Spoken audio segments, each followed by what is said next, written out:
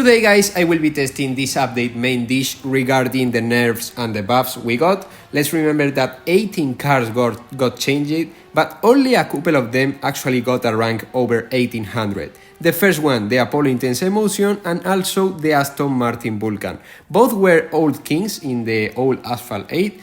But then ranks changed and new cars were added, and these cars were quite forgotten by Gameloft until they decided to give them a second chance on this update 54, where they got a way higher and more competitive ranks. But not only ranks, but also the stats, because this new Apollo Intensa Emozione, if you prefer to say it that way, as this car is not exactly the same that we used to know back when all the other cars had a different rank, this new Apollo has a bit better acceleration, a bit worse nitro efficiency as I could spot on these races, but has still a really good drift radius and a fairly decent handling, which makes this car very comfortable to drive, and in my opinion is fairly fun to drive also. I mean, it's not hard to handle at all.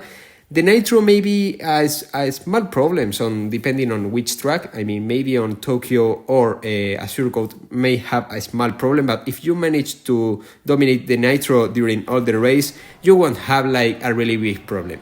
But has a really good drift radius, which is fairly useful depending on which track. Like for example, look at this spiral on Terra 9, where the car basically has no problem at all taking it. So overall, I think that Gameloft made the Apollo useful again. I mean, if you had it fully upgraded, as I had, you will have a fairly decent car for Gauntlet.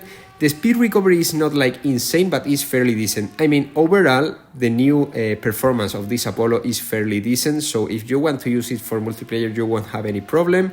And I guess it's way more useful than it used to be right before its improvement regarding its stats with this new update 54. So I'm quite happy that this Apollo, which is one of the most beautiful cars of the entire game, is basically back on track with all the new improvements that Gameloft made on it. But yes, as you can appreciate on this side of the track, the nitro is a small problem, not a really big one, just only depends on how you handle the nitro during all the race. But well, overall, as I said guys, I think that this brand new Apollo Intensa Emozione is a fairly decent and competitive car with all the new stats that Gameloft decided to give to this one. It's like a second chance for this car. And now we have one of the most beloved Asphalt 8 cars by the entire community, which is the Aston Martin Vulcan, finally at a fairly competitive rank of 1860. Seriously guys, this car has a bit better acceleration than the Lamborghini Centenario as for now. The nitro efficiency is roughly about the same. I mean, I guess it's slightly worse than the Lamborghini Centenario, but not by a long shot.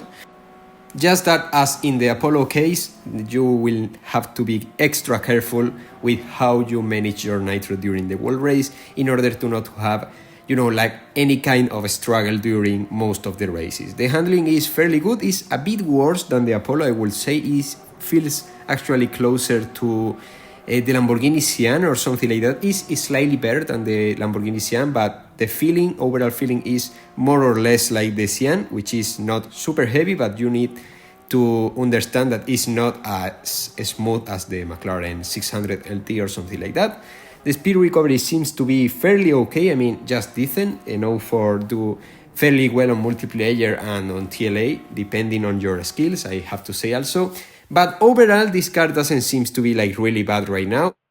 Indeed, I would even say that the stats that Gameloft gave to this Aston Martin Vulcan are slightly better than the ones that they gave to the Apollo Intensa Emozione, in my honest opinion.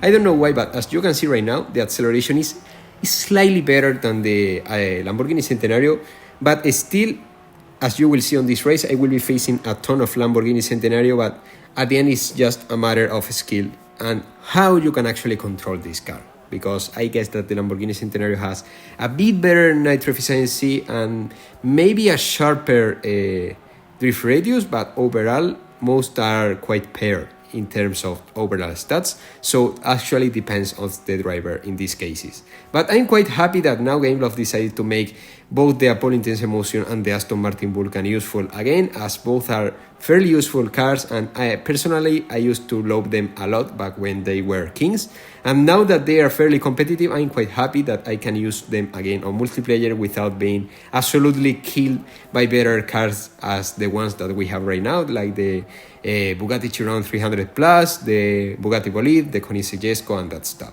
So overall, I have zero regrets regarding these improvements that Gameloft made on these cars. I would like to know your thoughts regarding them on the comment section, so please write a comment with your thoughts and I will try to rate them all. I really hope that you all guys enjoyed this video, and I will see you really soon with much more Asphalt 8. Goodbye guys! Will someone look for me if I disappear? No matter how much that I scream, nobody hears. But I see the light from far away, it's down the line. Maybe I should not give up without a fight, 'cause there will be a time. Oh, oh, oh, oh, oh, oh, oh. There will be a time. Oh, oh, oh, oh, oh, oh. There will be a time.